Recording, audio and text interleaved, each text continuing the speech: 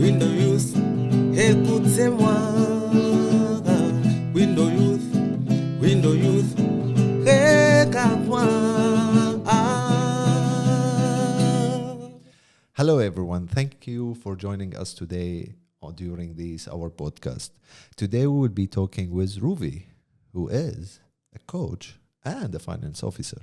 It's a very unique combination, and that's why we are doing this podcast. Let's do it. Let's do it. Hello, Ruby. How are you today? Can you tell us more about you? Who are you? What you do? Yes, of course. Hi, I'm Ruby. I'm 20 years old. I'm currently living in Greece for the past 10 years, and I'm from Zimbabwe. Oh, thank you. Thank you, Ruby. So as we understand during the introduction, we will be talking about sport and finance to some extent together. And to start with, the first question we have actually, can you tell me a bit more about your journey as coach and finance, how you become a coach for sport and how you become finance officer too? Absolutely. For the coaching part, actually, I first started off just going to the gym at YSR. And then after a couple months, one of the coordinators came up to me and she was like, "Hi, we see you training and we would really like to, have you as our coach." And at first I was a bit hesitant. I was like, I don't know. I've never done this before. So, I was hesitant. But I went for it just to see what could come out of it. And now I am 3 years in, and I'm a certified coach finally, and I'm very excited. As for the finance part, I started off as a fundraising. I don't know if you remember this when I came in, but then I absolutely hated fundraising, so we switched to finance, and now I'm the finance officer at YSL. Before you start coaching and where they found out that you are athletic or you play football, what did you practice? How you ended up doing sport? Why do you like sport? What the journey? Is it something back home or is it something you just do it here in Europe? No, it did start back home. In school, I tried relay. I don't know if you know the sport. It's when Not you really. running, but you have to pass the stick to someone else. So I Yeah. did that. I hated it, so I ended up in tennis because it was mandatory to choose a sport. So I went for tennis, and I absolutely fell in love with it. I did it for 2 years, but then we moved here, obviously. In quarantine, I was bored, so I started, doing exercises at home. Once everything opened up, I found a gym, and that it progressed from there. Yeah, great. So that's how you start. So you did multiple kind of sport before, Yes. handing out the stick sport and after tennis. And now what type of coach, like what type of sport you coach? Permanently, right now, I'm also like a bodybuilding coach, but also fitness. So I do both. Bodybuilding, so meaning like weightlifting and so on. Yeah. And did sport help you actually personally to deal with all the trip you did and all the thing and coming to new country like Greece? Yes, it did help. It was a way to get out of the house, first of all. And the gym is like an addiction. Once you start going and you really start to see results on yourself, it's really hard to stop afterwards. So Oh, I wish I can do that. I'm not addicted to sport. you have to be committed. Yeah, I tried many years. And still, I'm not good at sport, but I will do it. You And could just go for the treadmill. yeah, I go like some walking, but running and things quite difficult. Yeah. And so you do coaching in where you work today and you support a lot of people. Do you think also sport help everyone to deal with their stress and how that's helped the community that you serve within the sport? Yes, absolutely. The gym community is really amazing because it really pushes you to try to do better for yourself. And even if you feel like you are failing and whatnot, whenever you look around you, you're like, nobody really cares.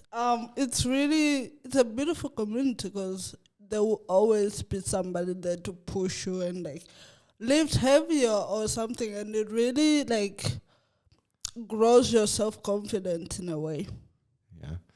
But talking about the bus a bit, what inspired you in the first place to start sport? What make you addicted to sport in the first place?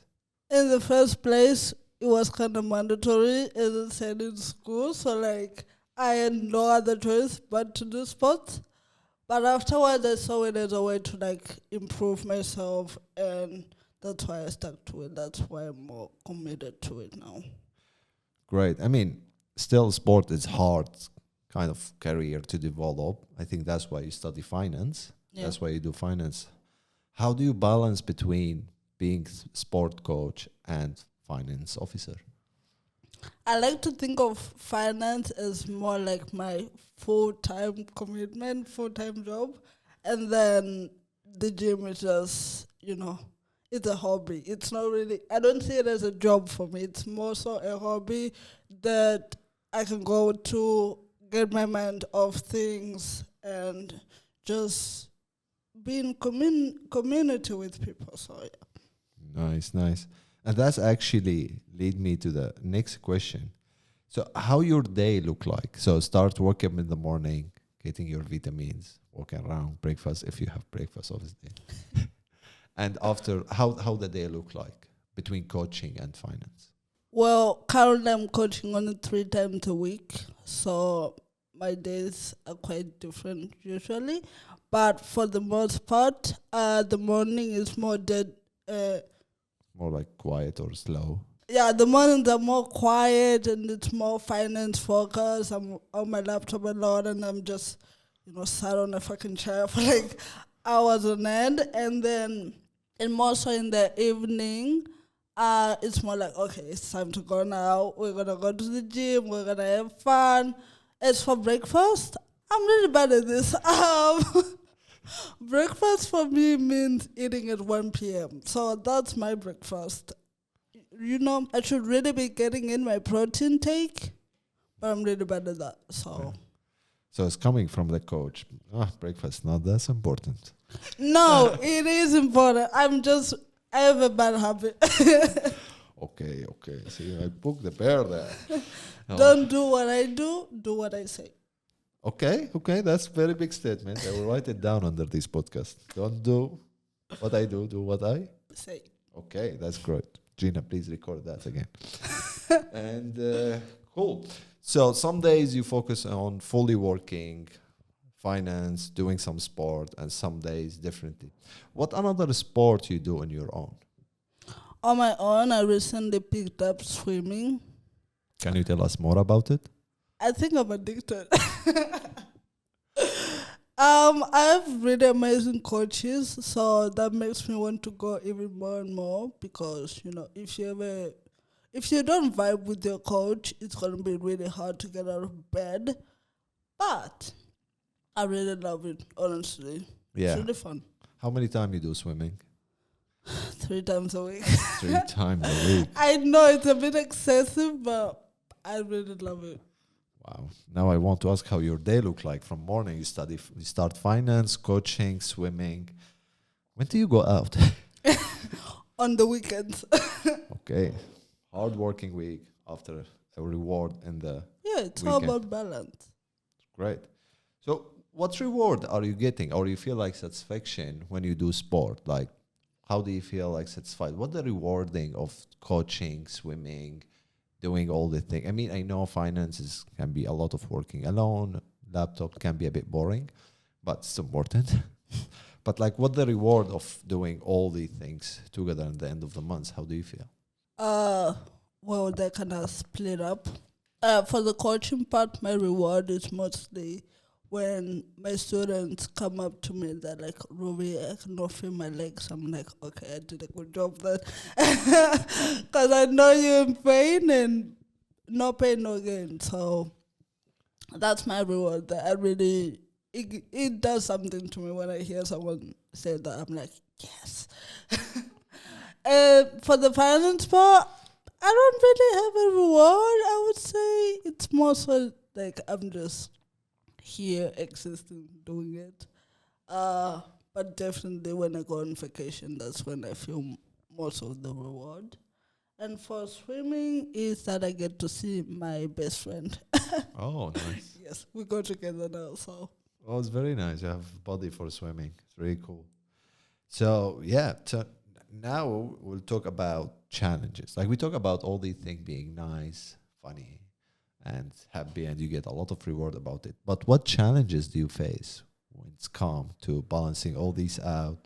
Or sometimes, people do sport and they feel like, oh, we are down today. What challenges you face? I think the biggest challenge for me is to have people that really want to stick around for it. Because I feel like I'm always getting like new rules of students every month, sometimes even every week. Like someone will come for one time, like, oh my God, I'm sure they're going to come back. But then they never come back. 3 months later, they're like, hi. And the perform like, oh my God, where have you been? So sometimes that makes me feel a bit like, oh, I'm not doing the best job at coaching. That's when some people are not coming back and whatnot. But I really have to work on like removing myself from the situation and not taking it personal. And that's hard. But yeah, I think that's my biggest challenge when it comes to coaching. Yeah. I mean, we didn't mention it before. You work with refugee and migrant community, obviously, and they are on the move. They have multiple problems. And yeah, it's not getting easier even. Yeah, it's not. You want something stable, but sometimes you don't get to get that. So yeah. I hear you, and I feel where you are coming from. Obviously, it's not easy. yeah.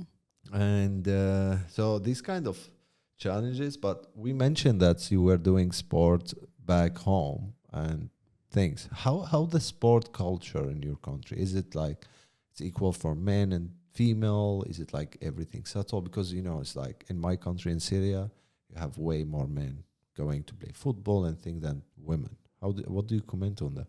I would say it's not like completely open, but we're slowly getting there.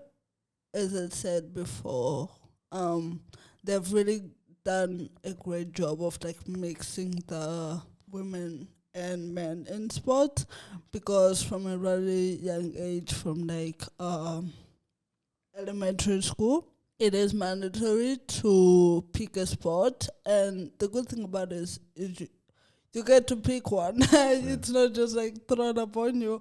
I remember in the 3 schools that I went to back in my country, we had tennis, volleyball, handball, rugby, believe it or not, and football, and then running as an option. So you had 6 things to choose from, and you could try out. If you didn't make the team or you hated the sport, you still had other options to choose from. And the only hard thing is women don't really have bigger options not bigger options, but chances to get taken or flown out to other countries than men do. Yeah. Like, it's easier for men to go international than it is for women. Yeah. Still today it is. Yeah. Hey, thank you for sharing this part as well. If we talk about the bus and what you are doing now, all your swimming classes, amazing. But if we talk about future, where do you see yourself ending up? Is it more about coaching sport or more on finance side? Or you might think about a new kind of career? I mean, you are young and you can do a lot of things. I would say if I stay in Greece, it would definitely be finance, because it's a more stable income and all that. Rather, when you're a personal coach in Greece, you're not really recognized because it is a new industry after all. So I would say for the meantime, I'm more focused on finance and growing in that aspect and keeping, coaching as a hobby. Yeah, nice. Thank you. And actually, I have one more question to ask. Obviously, I have two all the time when I say once too. And who inspire you? Like you did all these things in your own. You're younger, coming to Europe. Obviously, you wanted to find a job. You did these things. But who inspired Ruby to do all these fight, to learn coaching, to enter in economic school, to understand finance and all these things? Who was behind you? I don't know if you know this YouTuber. No. Her name is Madfit. Well, her channel is Madfit. And she does yoga, Pilates, bodybuilding. I don't even know what on her channel. And she posts like workout routines that you could follow and all that. And I've been following her for like 7 years. It's been a long time. And I just thought she was really cool. So I was like, oh my God, one day I want to be doing that. So I just went for it. And now we're here. Amazing, amazing. And this will be our last question before obviously give you the mic to say whatever you want and share whatever you want, obviously. But what's your favorite sport to watch? Good question. Exactly. I would say tennis and swimming. Tennis and swimming. Yes. They are the most like quiet games. I know, like I know. That's why it's peaceful. Yeah. I think like in tennis, that's I think audience they are not allowed even to talk. No. Wow. And it's mainly bouncing the ball. For respect to Yes. tennis people, but So like you can sit there in silence and just enjoy the moment. do you know how to play ping pong? No. Why? It's just so similar. I know, but I've never tried. So Yeah. We should try. We have in our office here. We have a ping pong. I'm sure I will beat you to it. Yeah, we should. And now, thank you so much. Actually, now we cover over 18 minutes. Believe or not. Well, Wow. we took a lot. Yeah. I just don't know how the question even buzzed that quickly.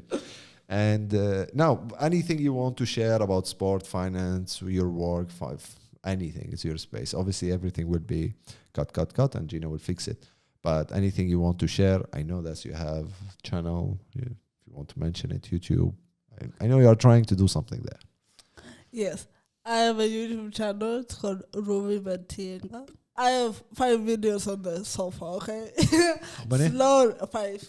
5 people. 5 videos. 5 videos. I thought you have 5 million followers.